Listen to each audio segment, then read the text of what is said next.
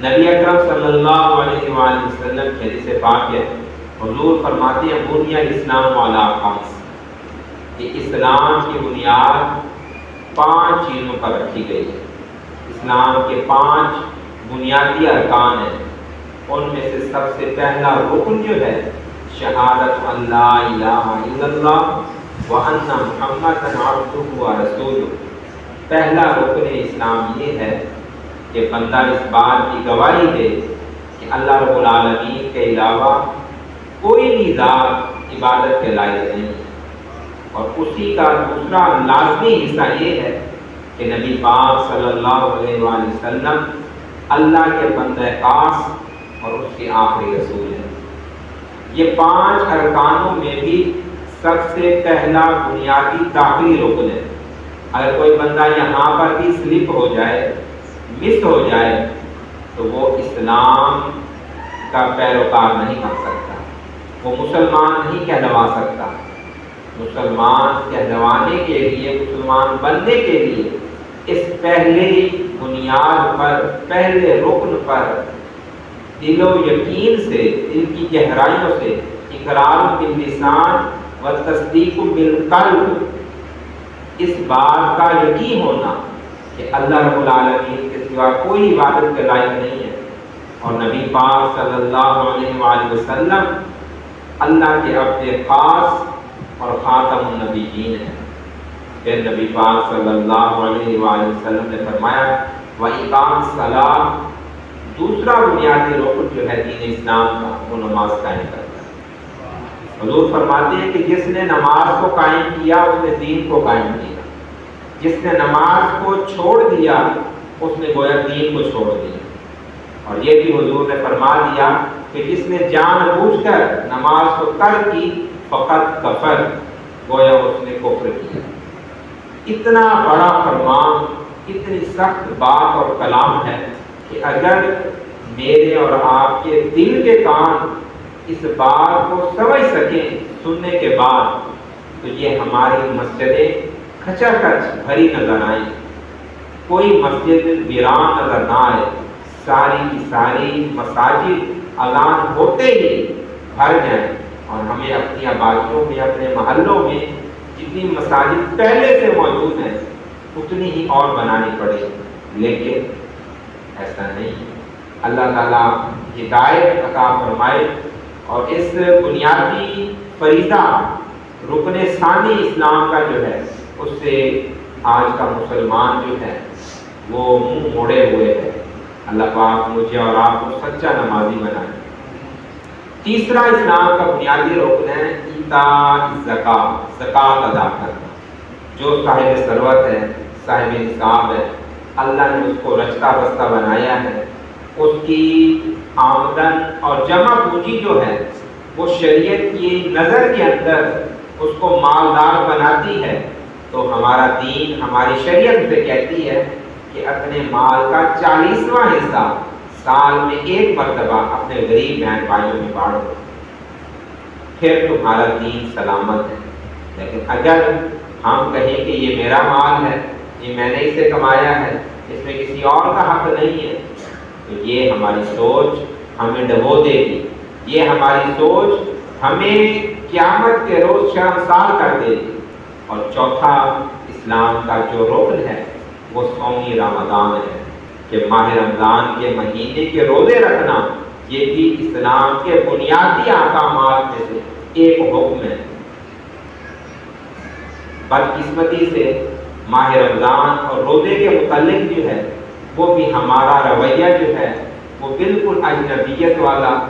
اور غیریت والا بن گیا ہے۔ ہم مسلمان ہو کر روزے سے شناسا تو ہیں، لیکن روزے پر عمل پیرا نہیں ہے۔ وہ ہے حج البیت، من استطاع الیہ سبیلا، کہ تم میں سے جو بندہ اللہ رب العالمین کے گھر حاضر ہونے کی وسعت گنجائش رکھتا ہے، وہ اللہ کے حضور، اللہ کے گھر میں حاضر ہو اور وہاں پہ حاضر لگوائے۔ تو سامعین محترم، یہ حضور پاک صلی اللہ علیہ وآلہ وسلم نے پیاری مثال کے ساتھ سمجھا دیا کہ اسلام کو ایک بنیادی عمارت کی حیثیت میں اپنی ذہن میں شکل دو اور اس شکل کو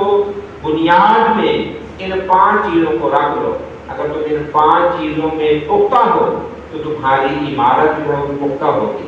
اگر تم ان 5 چیزوں میں کمزور ہو، تم ان 5 چیزوں میں اپنے آپ کو کہیں پر مس سمجھتے ہو، اپنے آپ کو غیر حاضر جانتے ہو، تو سمجھ جاؤ تمہارا دین جو ہے وہ بھی کمزور ہے۔ یعنی کہ ہم کلمہ شریف کی حد تک تو سارے الحمدللہ پکے مسلمان، نماز پہ آئیں تو کتنے چھٹ گئے، زکوٰۃ پہ آئیں تو اور نکل گئے، روزے پہ آئیں تو اور مائنس ہو گئے، اور جو صاحب ثروت ہیں وہ بھی اگر بیت اللہ شریف کا حج کرنے نہ جائیں یا حج کرنے کے لیے دل کے اندر امنگ اور شوق اور خواہش ہی نہ ہو، تو پھر ہم مسلمان تو نہ ہوئے۔ ہم تو صرف اپنے آپ کو اپنے جو ظاہری مسلمانی حقوق ہیں کہ ہم نے اس معاشرے میں رہنا ہے، کہ ہم مسلمان لوگ رہتے ہیں، ہم نے ان کے ساتھ جینا مرنا ہے، شادی بیاہ کے معاملے ہم اس لیے مسلمان ہوئے، ہم پھر شعوری مسلمان نہیں ہیں، یوں سمجھ لیں کہ دیکھو دیکھی مسلمان ہیں، ورنہ ہمارا دین کے ساتھ زندہ تعلق نہیں ہے، ہمارا تعلق جو ہے وہ مردہ ہے، کمزور ہے۔ دیکھیں نبی پاک صلی اللہ علیہ وآلہ وسلم کی پیاری حدیث پاک ہے کہ جو بندہ بیت اللہ شریف کی حج پڑھنے جائے اور اس نے حج کے دوران اپنی زبان سے اپنے ہاتھ سے کسی کو کوئی تکلیف یا رنج نہ پہنچایا، وہ بیت اللہ شریف کی حج پڑھ کر ایسے پڑھے گا گویا کہ آج وہ ماں کے پیٹ سے پیدا ہوا۔ حج مبرور کی نشانی یہ ہے کہ اس کے سابقہ سارے گناہ جو ہیں اللہ پاک معاف کر دیتا ہے۔ کتنی بڑی سعادت ہے۔ اور جو حج پہ نہیں جاتے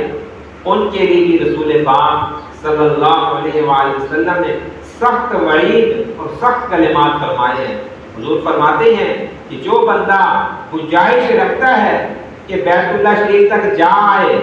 وہاں حاضری دے سکتا ہے، اس کے پاس گزر اوقات کی اتنے پیسے موجود ہیں کہ وہ حج کا داخلہ بھر سکتا ہے، لیکن حج پہ نہیں جاتا، تو حضور فرماتے ہیں ہمیں اس کی کوئی ضرورت نہیں ہے، وہ عیسائی ہو کر فوت ہو جائے یا یہودی ہو کر فوت ہو جائے، اس کا ہمارے ساتھ کوئی تعلق اور کوئی سروکار نہیں۔ دیکھیں ہے مسلمان، پیسے ہیں، لیکن حج پہ نہیں جا رہا، اللہ کے رسول کیا کہہ رہے ہیں، کیا فرما رہے ہیں کہ اس کا ہمارے ساتھ تعلق نہیں ہے۔ وہ یہودی کی یہودیت پہ مرا یا عیسائیت پہ مرا، آج دیکھیں ہمارے دل کے اندر یہ خواہش، یہ امنگ کیوں لڑائی نہیں دیتی؟ ہمارے دل کے اندر یہ بے چینی بے قراری کیوں نہیں ہوتی کہ ہم اپنی زندگی کا ایک مقصد یہ بھی بنائیں کہ ہم نے بیت اللہ شریف جانا ہے، عمرے کی حاضری دینی ہے، حج کی حاضری دینی ہے۔ اگر ہم ایسے ہی زندگی گزار کے دیکھیں، زندگی تو کاٹی جانی ہے، آسانی کے ساتھ بھی اور مشکل کے ساتھ بھی، تو اگر ہم اپنی جیب کو تھوڑا کنٹرول کر کے، جس طرح اپنی اولاد کی تعلیم کے لیے، شادی کے لیے، مکان کے لیے کچھ پیسے جوڑتے ہیں، کیا اسی طرح ہم عمرے کے لیے پیسے نہیں جوڑ سکتے؟ کیا ہم اسی طرح حج کے لیے پیسے نہیں جوڑ سکتے؟ اللہ پاک تو وہ ہے انہ علیم بذات الصدور کہ ہم مسلمان ہوئے، مسلمان رہے، لیکن بیت اللہ شریف جانے کا شوق ہی نہ ہوا، تو ہم تو خطا کار ہوئے، ہم تو اس مالک کے نافرمان ہوئے۔ اور اس طرح میرے اور آپ کے من کے اندر جو اللہ تعالیٰ کی عظمت اور برتری ہے وہ ہمارے دل میں اصل طرح جان بوجھی نہیں ہو سکی۔ تو دوستوں بزرگوں، یہ میں ہر سال اپنا درد دل سناتا ہوں، اور اصل میں یہ اللہ و اللہ کے رسول کا فرمان ہے کہ ہر مسلمان کا دل ہو کہ وہ بیت اللہ شریف کی حاضری دے۔ لیکن یار زندگی میں ایک بار، زندگی میں ایک بار، اور اللہ تعالیٰ تو کریم ذات ہے،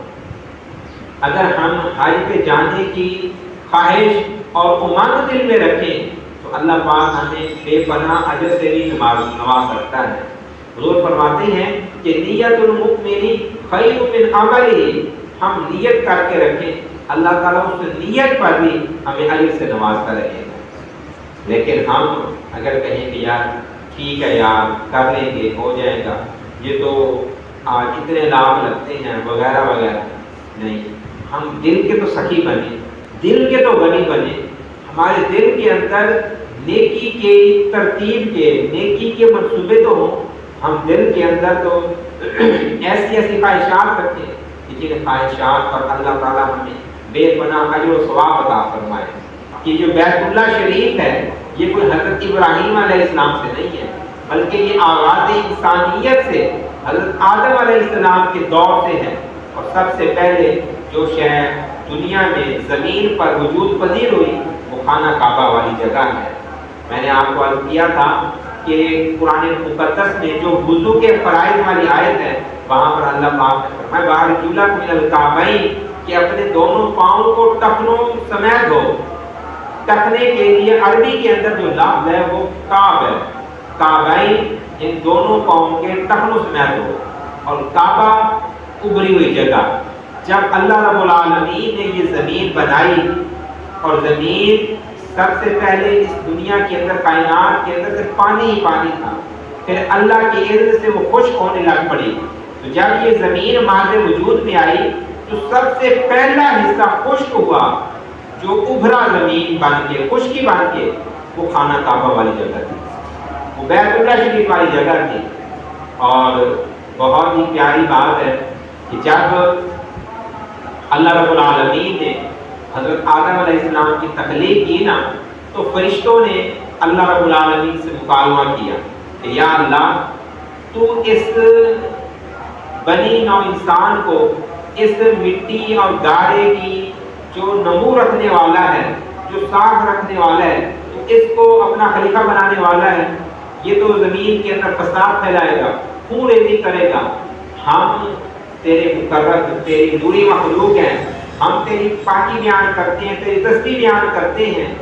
یا اللہ تو ہمیں اپنی خلافت عطا فرما۔ اللہ پاک نے فرمایا انی عالم ما لا تعلمون کہ فرشتوں میں وہ جانتا ہوں جو تم نہیں جانتے۔ اس انسان کے خمیر کے اندر